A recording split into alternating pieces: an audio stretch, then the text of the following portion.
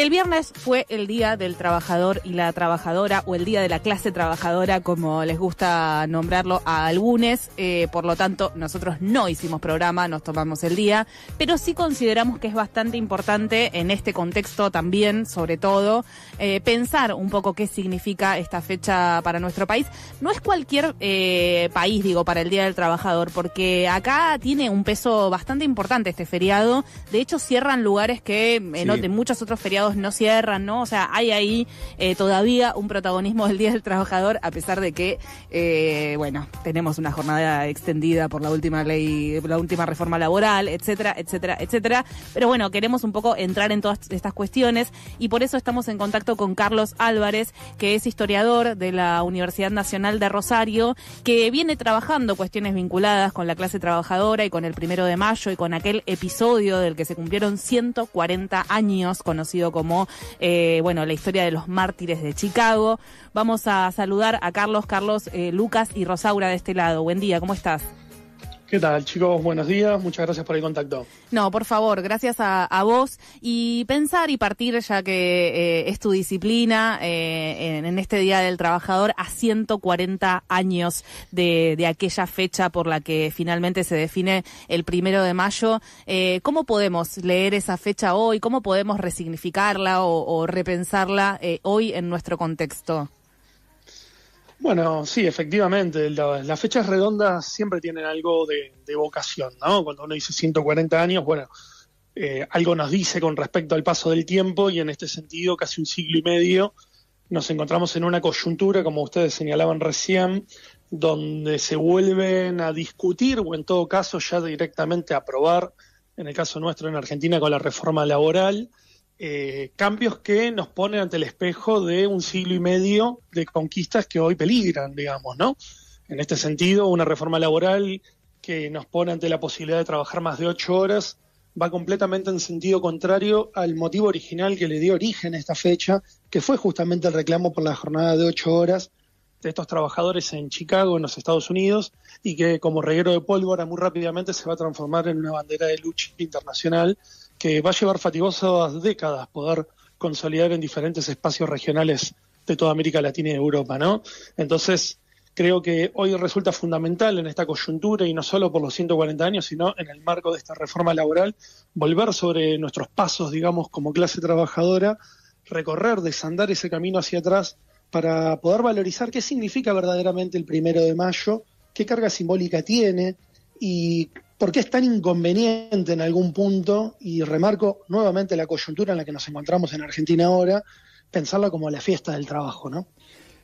Carlos, muchas gracias, es un gusto escucharte. Tenemos, respecto del libro, van a ser 2 tomos, ¿verdad? Que ahora sale el primero, pero me interesa que en una entrevista vos comentaste que lo querían abrir la mirada en términos federales. Justo recién estábamos incluso anteriormente hablando de las distintas maneras de ver la política de manera federal y demás. ¿Qué pasó cuando se pusieron a encarar esta mirada federal? Sí, bueno, efectivamente nos parecía, cuando lo charlábamos con mi colega, con Diego Ceruso, con quien coordinamos este trabajo, el año pasado, ya veíamos que había una suerte de vacancia bastante notoria con respecto al 1 de mayo, la cual lo es para Buenos Aires, donde dentro de todo siempre algunas aproximaciones y trabajos hubo, pero tanto más lo era cuando uno miraba para otros espacios regionales, ¿no? Entonces ahí veíamos que era importante poder recuperar esta larga historicidad de la lucha obrera y de esta fecha que es un mojón identitario clave en la construcción de la identidad de clase, justamente, que en otras regiones del país no tenemos prácticamente trabajos, ¿no? En todo caso, siempre nos encontramos con el 1 de mayo como algo que aparece en los trabajos como una fecha relevante, pero no estudios en sí, donde el objeto de estudio sea el 1 de mayo, sus interpretaciones y sus disputas, ¿no? Porque sobre todo, yo suelo remarcar mucho esto, el 1 de mayo no es una fecha cristalizada en una efeméride, o así por lo menos no debería serlo, ya que el 1 de mayo, a diferencia de otras tantas fechas que no evocan o no admiten tanta discusión, el 1 de mayo es una fecha viva, en este sentido que siempre estuvo bajo interpretación y disputa de los propios obreros, de las corrientes de izquierda, pero también de católicos, de conservadores y del propio Estado, ¿no? Entonces, este trabajo lo que busca, efectivamente, en sus 2 tomos, es hacer un recorrido de estos 140 años de la historia del 1 de Mayo en diferentes regiones a partir de estudios específicos, ¿no? Donde se van a ir hilvanando experiencias en las décadas del 10, o 1890 para el inicio, del 10, del 20, del 40, y un tomo 2 que abordaría fundamentalmente la segunda mitad del siglo XX. Estamos charlando con Carlos Álvarez, es historiador de la Universidad Nacional de Rosario. Queremos profundizar un poco en la fecha del 1 de Mayo, el Día del Trabajador, la Trabajadora. ¿Cuántas preguntas surgen? Nombrabas esas décadas y es como, bueno, vamos década por década, Carlos. Pensaba también, me quedé recién con lo que decías acerca de esta idea de que no es una festividad y de que es una fecha que todavía está en disputa. Y yo pensaba, el 1 de Mayo, por ejemplo, cierran las cadenas de supermercados, ¿no? Podemos decir cualquier marca de hipermercados de estas que están totalmente instaladas en nuestro país. Es, creería, el único día del año, el único feriado del año en el que a estos trabajadores y trabajadoras, bueno, se les da a todos el día. Sin embargo, son de las que más problemas tienen si uno piensa en las condiciones laborales, en el respeto de las libertades sindicales, incluso de la ley de contrato de trabajo, ¿no? Como esta ambigüedad entre una fecha totalmente cristalizada, inamovible, y lo que pasa a diario con estos trabajadores. Sí, efectivamente. Y hay que tener en cuenta que se trata mayormente de cadenas, obviamente de capitales internacionales, en muchos casos de Estados Unidos, que curiosamente es el país donde se generó el conflicto que le dio origen a la fecha, y es el país donde no se conmemora ni celebra ni nada vinculado al 1 de Mayo.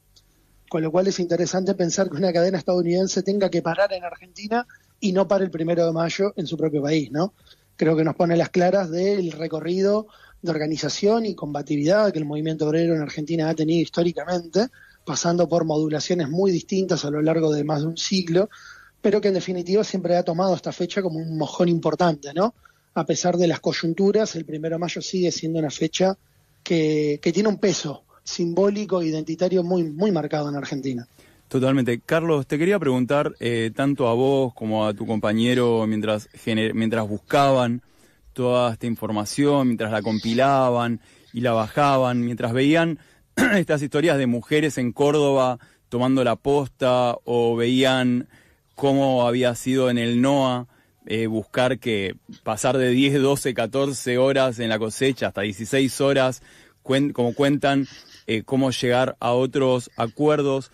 ¿Cómo lo ven en diálogo con este contexto, ¿no? ¿Qué les pasa atravesar esas historias, atravesar esas luchas y de repente levantar la mirada y encontrarse con una reforma laboral? Sí, efectivamente, la consternación que genera es muy marcada, ¿no? Creo que por mucho tiempo ciertos relatos triunfalistas, si se quiere, con respecto a la consolidación de derechos laborales en los años del peronismo, de alguna manera ocluyó la posibilidad de ver que eso no fue un fenómeno masivo, ni que aplicó en todo el territorio nacional, ni en todos los mercados laborales, y que sobre todo, con el paso de las décadas y los procesos represivos, ¿no? Hay que tener eso en cuenta, de 6 golpes de Estado que vinieron fundamentalmente a domesticar a la clase trabajadora, no tanto a deponer políticos, sino justamente a su expresión más combativa, que fue una clase trabajadora que se reivindicó a través de esos derechos laborales. Tener en cuenta que muchos de ellos, así como fueron obtenidos, también se pueden perder, ¿no? Y hoy lo estamos viendo de una manera totalmente cabal. Buena parte de esos derechos que se conquistaron a lo largo de décadas y que fueron llegando de manera dispar a diferentes regiones del país, hoy vuelven a estar completamente en tensión, ¿no? Si pensamos la cuestión de la jornada de trabajo, bueno, con el pluriempleo, hoy es muy normal que el grueso de la población trabaje más que 8 horas. Si consideramos los tiempos de desplazamiento, bueno, ustedes bien lo saben, lo que es Buenos Aires y el AMPA en general, donde hay que sumarle 2 o 3 horas diarias a la jornada de trabajo, y que a eso además alguna changa para complementar el magro salario que no llega a cubrir una canasta básica, ¿no? Entonces, cuando pensamos desde el presente la pérdida de derechos y cómo se fue complejizando y perdiendo calidad del empleo y las condiciones de trabajo, bueno, uno mira con asombro para atrás y se da cuenta que efectivamente estos procesos que uno está viendo a principios de siglo, que se van consolidando hacia mediados del siglo XX, bueno, actualmente estamos en un proceso de pérdida de muchos de ellos, y con grados de parentesco, podríamos decir, con situaciones que parecían ya resueltas, ¿no? De trabajar 12, 13, 14 horas, que nos parece escandaloso, pero normal de entender para el siglo XIX. Bueno, encontrarse que hoy está pasando en pleno 2026, en tiempo de inteligencias artificiales y tecnologías digitales, es por lo menos sorprendente y por demás negativo. Totalmente. Estamos hablando con el historiador rosarino Carlos Álvarez, quien coordinó el libro 1 de Mayo en Argentina, una visión federal a 140 años de los mártires de Chicago. ¿Y sabes lo que te quería preguntar, Carlos? Quizás es un poco más amplia esta pregunta, pero en tu rol de historiador, en este libro, cuando compilan, trabajan, escriben, bajan, publican, ¿en quién estás pensando, Carlos? ¿A quién querés que llegue? ¿Qué impacto pensás? O uno, viste que cuando escribe siempre hay como un imaginario de quién me va a leer. ¿En quién pensabas cuando escribías todo esto, Carlos? Bueno, fundamentalmente pensamos en un público amplio, el trabajador, en efecto, ¿no? Que es quien nos interesa que justamente conozca la importancia de esta fecha que le es propia, lo sepa o no. Y ese es uno de los puntos, ¿no? La idea es construir un poco también de conciencia en los trabajadores, de poder hacerse cargo de ese pasado que le pertenece y que pueda conocer justamente la larga historia de esa conquista de derechos que a veces muy simplonamente se circunscriben a la buena o mala voluntad de tal o cual gobernante, y entender que en realidad no es así, que los derechos se conquistan, no son dádivas gubernamentales de absolutamente nadie, y que así como se conquistan también se pueden perder si no se los defiende, ¿no? Entonces el primer público es ese, pero también esta obra abreva naturalmente en el campo académico, donde entendemos tiene el objetivo de venir a cubrir algunas vacancias historiográficas que al presente no han sido subsanadas, ¿no?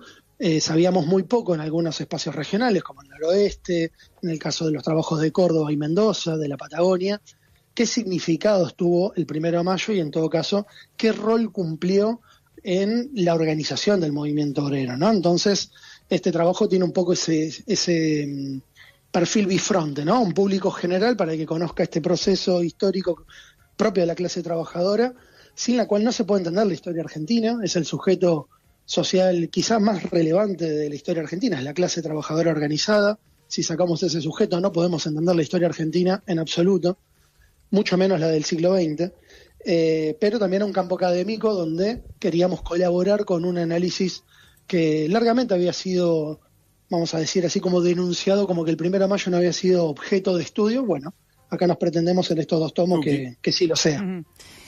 Diego, mencionaste en algún momento de la conversación las décadas del 20, del 30, del 40. ¿Por qué tienen tanta trascendencia en la constitución de lo que hoy es nuestra clase trabajadora argentina esas décadas? Bien, sí, en general te diría todas las décadas previas, digamos, ¿no? A la emergencia del peronismo como fenómeno político, como identidad política inclusive, fueron completamente importantes, ya que son la antesala a partir de la cual el peronismo se vuelve inteligible, se explica, digamos, ¿no? El peronismo no es un relámpago en un día despejado, sino que en realidad abrevan largas tradiciones de por lo menos 6, 7 décadas de organización obrera previa. Pero particularmente las décadas del 20 y del 30 son un momento de maduración, ¿sí?, de la organización obrera, donde se va a hacer esfuerzos que, repito, tampoco eran nuevos, pero que sí se van a ir consolidando un poco más en la organización a nivel, si se quiere, nacional, con centrales obreras cada vez más grandes y que van a tender a nuclear a mayor cantidad de trabajadores, ¿no? Va a ser la base de ese sindicalismo que va a dar origen ni más ni menos que a la CGT hacia 1930, y un movimiento obrero fuertemente politizado en un contexto internacional de muchísimo peso, como van a ser los años 30, que van a estar atravesados por lo que está pasando en la Unión Soviética por un lado, pero también por la Guerra Civil Española, y que van a ser un sujeto clave, ¿no?, de ese proceso tanto del golpe militar de los 30, que va a tener que lidiar con esa clase trabajadora combativa, pero que también va a ser fundamental para entender el grado de organización y combatividad de un movimiento obrero incómodo para el golpe del 43 y lo que va a ser el gobierno de Perón, donde se va a encontrar con un sindicalismo que está dispuesto a negociar y articularse con el Estado, y sectores mucho más combativos que no están dispuestos a hacerlo. Entonces, cuando pensamos esa clase trabajadora de mediados del siglo XX, tenemos que pensar necesariamente en 5, 6, hasta 7 décadas previas de organización. Y cuando hablabas acerca de la aprobación de la reforma laboral en este contexto tecnológico y de IA, y como de la paradoja que implica, ¿cómo podríamos explicar esto? Porque un poco la narrativa así medio instalada es como, bueno, la tecnología viene a sacarnos o a hacer que dejemos de necesitar o necesitemos menos de nuestra fuerza de trabajo. No sé si es tan así o significa más una reconfiguración, un desplazamiento. ¿Cómo lo caracterizás? Sí, no, efectivamente, coincido con lo que vos decías. El capitalismo no puede prescindir de nuestra fuerza de trabajo. Justamente su plusvalía proviene del trabajo humano, no del trabajo de las máquinas. Con lo cual eso sigue siendo un factor clave. Lo que sí va cambiando es el rol que vamos teniendo los trabajadores con respecto a los mecanismos, a los medios de producción en la actualidad. Esto ya era algo que habían observado los teóricos, inclusive Marx en el siglo XIX, ¿no? Esta idea de que el humano, el trabajador es el que se transforma en el apéndice de la máquina, ¿no? Y un poco lo estamos viendo en una clave mucho más acelerada y fragmentaria. Yo creo que es una modulación mucho más contundente, pero que en definitiva se inserta en lo mismo que venimos discutiendo hace bastante tiempo, que es el modo de producción capitalista. Son formatos mucho más, si se quiere, capilares, de desestructurar a la clase trabajadora, de instalar la idea de manejar los propios tiempos y por ende ser emprendedor o tu pequeño jefe, que van calando en las subjetividades, pero que en el fondo lo que sigue habiendo ahí es una clase trabajadora precarizada, pero clase trabajadora al fin. Carlos Álvarez, historiador rosarino, lo contactamos por el Día del Trabajador, es parte de la compilación de este libro, el 1 de mayo en la Argentina, una visión federal a 140 años de los mártires de Chicago. ¿Dónde se puede conseguir este trabajo, Carlos? Bueno, hoy va a estar siendo presentado en la Feria del Libro, en el Pabellón Azul, a las 2:30 de la tarde. Ese sería el lugar indicado para poder acercarse y hoy poder conseguirlo y estar con alguno de los compañeros que han trabajado en él. Y después va a empezar ya la semana que viene su circuito de distribución en librerías comerciales en general, en todo el país. ¿Con qué editorial está? Si la podemos seguir, la editorial, para ver fechas, lugares y consultar. Perfecto. La editorial es Grupo Editor Universitario, con sede ahí en la ciudad de Buenos Aires, y pertenece en este caso a una colección que se llama Pasado y Presente de la clase trabajadora en Argentina, que compilan Nicolás Iñigo Carrera y María Celia Cotarelo, y este es uno de los nuevos números de dicha colección. Carlos Álvarez, historiador, muchas gracias por pasar por el aire de la tribu, ¿eh? No, por favor, ustedes, un abrazo. Placer. Hoy, 14:30 horas, entonces, en el Salón Azul se presenta este libro compilado por Carlos Álvarez y Diego Ceruso, el 1 de mayo en la Argentina, una visión federal a 140 años de los mártires de Chicago.